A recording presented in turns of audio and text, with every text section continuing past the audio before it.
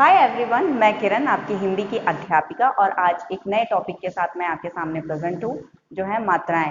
पिछली वीडियो में हमने देखा था वर्ण और वर्ण के प्रकार। ये वीडियो अगर आपने नहीं देखा है तो प्लीज हमारे चैनल को सब्सक्राइब करें और जरूर जाके देखें वर्ण और वर्ण के प्रकार। आज हम पढ़ेंगे कि स्वर और व्यंजन को जब मिलाते हैं तो कैसे शब्दों का निर्माण किया जाता है, कैसे स्वर बनेंगे और स्वर के साथ कैसे व्यंजन को जोड़ा जाएगा। तो हम आपके सामने हैं और आज हम ये मात्राएं देखेंगे। पहले स्वर। स्वर में हम जो स्वर देखते हैं अ, आ, ई, ऊ, री, ये हमारे स्वर हैं, बेसिक स्वर हैं। लेकिन इनके साथ मात्राएं हैं, वो मात्राएं कैसे लगती हैं वो हम आज देखते हैं। जैसे अ का अपनी कोई मात्रा नहीं होती, अ ऐसे ही रहता है और ये जिसके साथ लगता है उसके उच्चारण में आपको खुद अनुभव हो जाएगा। जैसे क, आधा क प्लस अ इक्वल टू पूरा क।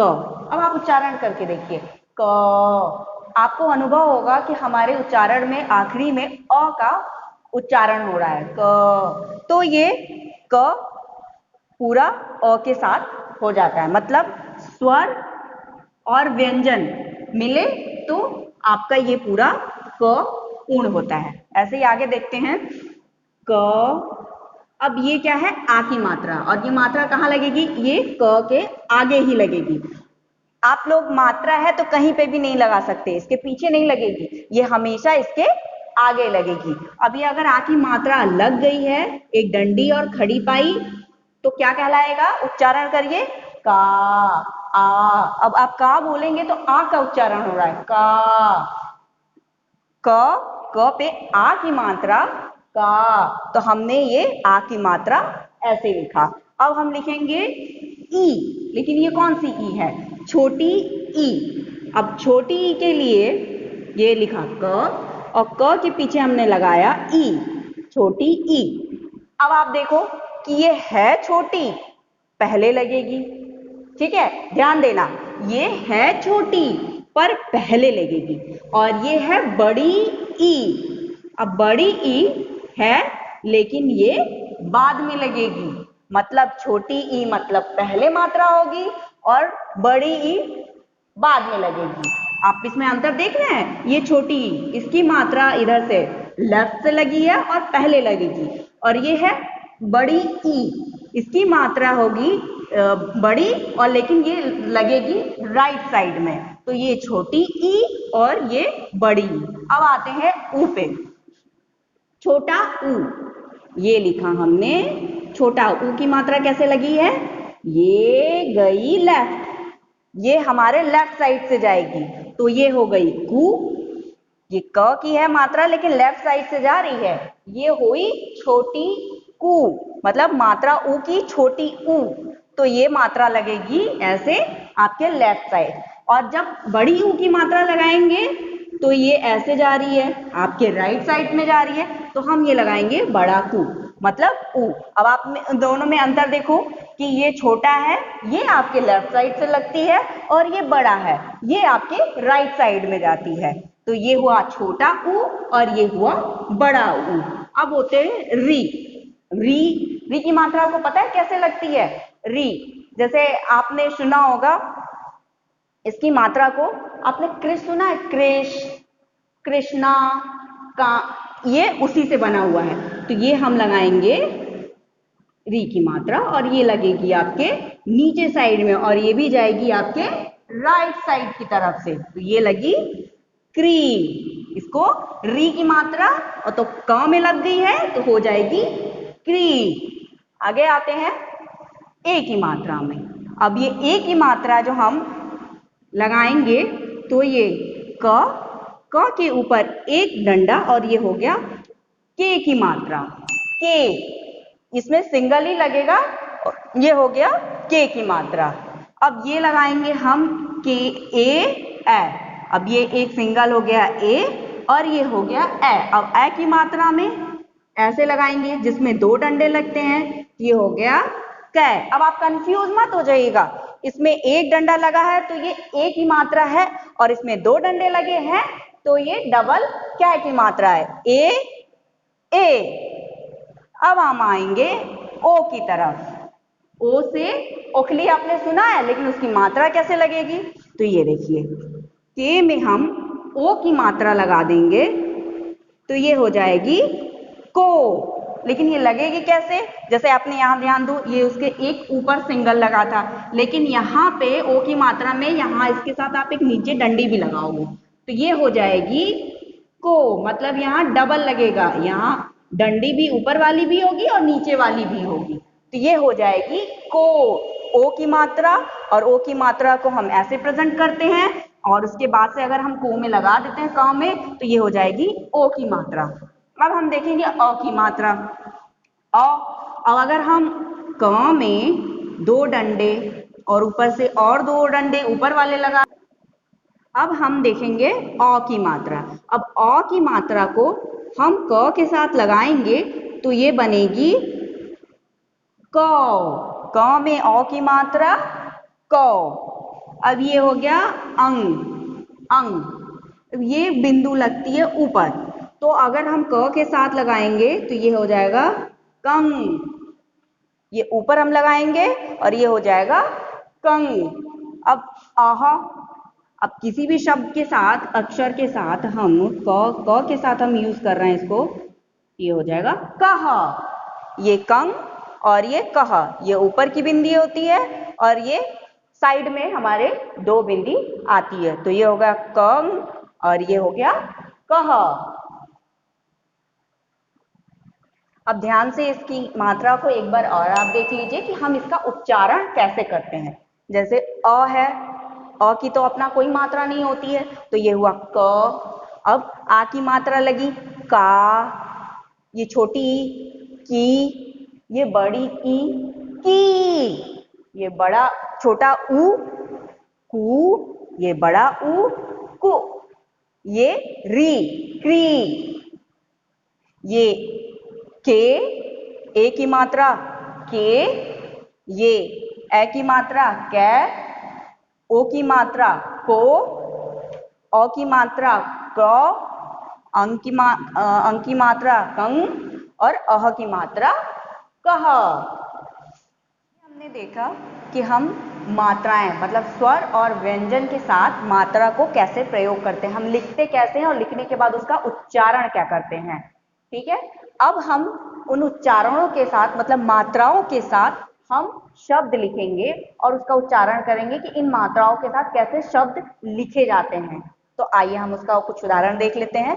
जैसे अ, अभी मैंने बताया कि अ का कोई भी मात्रा नहीं होती है, ठीक है, लेकिन वो व्यंजन के साथ लगता है और उच्चारण में स्वतः आपको पता चल जाएगा कि कहाँ अ की मात्रा आती है और कहाँ आ की मात्रा आती है। जैसे अ, क, ल, कल, क अ आ रहा है आखिरी में और ल अ आ रहा है, कल।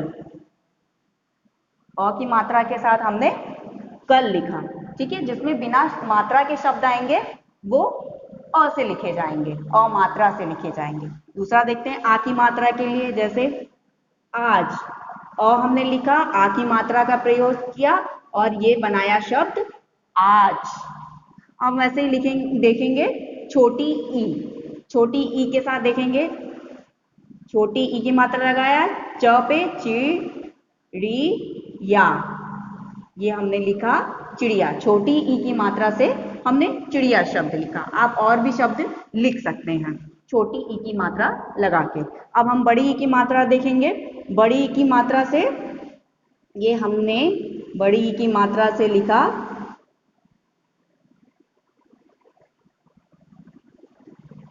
चीन।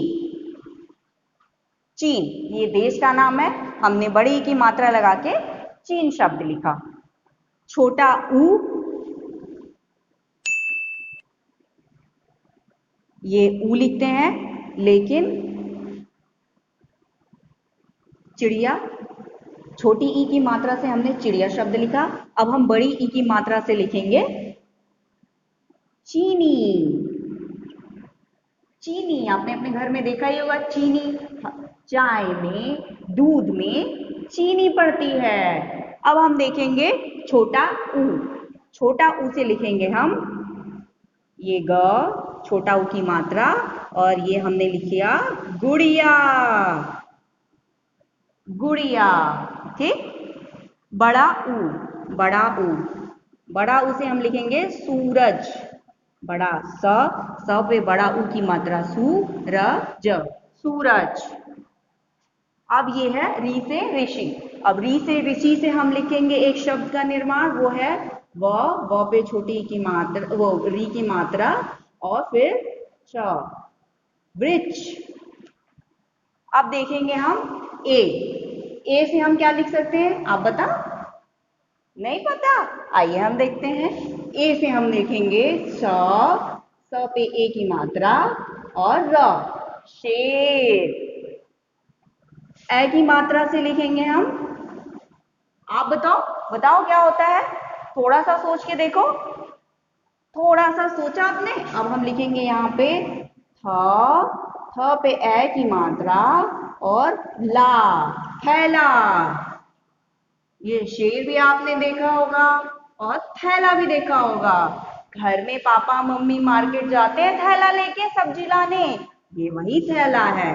अब देखेंगे हम ओ की मात्रा। ओ में हम लिखेंगे मोहन, मोहन। मोहन मतलब किसी का नाम, और आपको पता है ये कृष्ण जी का भी नाम है, मोहन। तो ये आप में से भी किसी एक का नाम होगा, मोहन। अब औ की मात्रा, तो ये हो गया औरत। औरत किसे कहते हैं? जो गोल गोल बड़ी बिंदी लगाती हैं, हमारी मम्मी, वो हो गई औरत। अब हम देखेंगे अंग। ये हो गया अंग की मात्रा और हमने लिखा अंत। ये हमने मात्रा ऊपर, हमेशा जो अंग की मात्रा वो ऊपर यूज होती है, तो ये हो गया अंत। अब अह के लिए ये प्रातः, अह की मात्रा हमने ऐसे प्रयोग किया। तो हमने कुछ उदाहरण देखे हैं जो हम मात्रा को लगा के शब्द निर्माण किया गया है, और आप ऐसे ही मात्रा को लगा के और भी अलग अलग तरह के शब्द निर्माण कर सकते हैं। ठीक है, आप इसको घर पे जरूर ट्राई कीजिएगा कि आप इसके अलावा मात्रा लगा के और कौन कौन से शब्द लिख सकते हैं। ठीक है, अब हमने जो भी वर्णमाला और मात्राएं अपने वीडियो में देखा है, उसका हम कुछ रिवीजन करेंगे। मतलब हमें क्या क्या याद है, जैसे ये स्वर। अच्छा, स्वर हमेशा 11 होती हैं पर मात्राएं 10 होती हैं। क्यों होती हैं? क्योंकि जो अ है, हमने बताया अ का कोई भी मात्रा नहीं होता है, वो मात्रा में काउंट नहीं किया जाता है। अभी आपने देखा सबका सिंबल है पर अ का कोई सिंबल नहीं है, इसीलिए ये मात्रा में इसको काउंट नहीं किया जाता है। तो स्वर तो 11 हो गए पर मात्राएं 10 कैसे हुई? जैसे देखिए 1 2 3 4 5 6 7 8 9 10 अ तक। मतलब अ से अ तक हमारे स्वर होते हैं। ध्यान दीजिएगा, अ से अ तक हमारे स्वर होते हैं और मात्राएं आ से और अ तक होती हैं। मात्राएं आ से और अ तक। अब आपके मन में ये प्रश्न उठ रहा होगा कि फिर ये क्या चीज है दोनों जो हमने पढ़ा है? तो ये है अनुस्वार,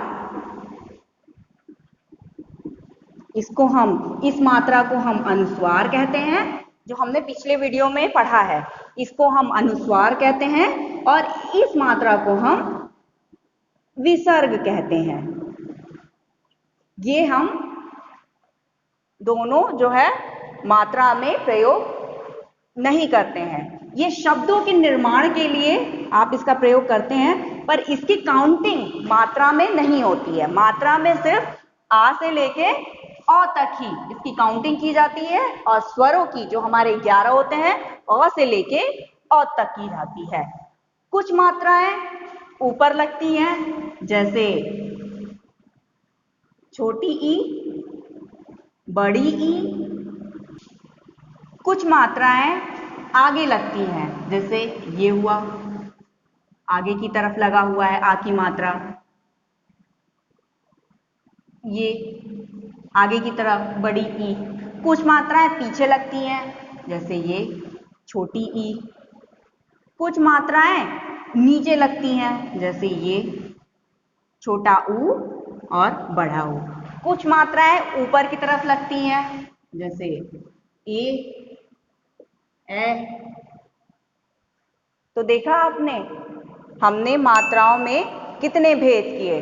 कुछ आगे लगते हैं, कुछ पीछे लगते हैं, कुछ ऊपर लगते हैं और कुछ नीचे लगते हैं। तो इस तरह हमने मात्राओं के बारे में जाना, मात्राओं से शब्दों का निर्माण कैसे करते हैं वो जाना, अनुस्वार, विसर्ग इनके बारे में भी जाना। अब आपको कोई भी इस विषय से, इस पाठ से कोई भी दिक्कत हो तो आप कमेंट बॉक्स में कमेंट करके आप पूछ सकते हैं। और हमारा पढ़ाने का तरीका और हमसे रिलेटेड कोई भी दिक्कत हो आपको तो आप कमेंट बॉक्स में अपने प्रश्नों को लिख के हमें भेजिए, हम उसका जवाब जरूर देंगे। और आपको हमारे पढ़ाने का तरीका पसंद आया हो तो चैनल को लाइक, शेयर और सब्सक्राइब करना ना भूलें। Thank you.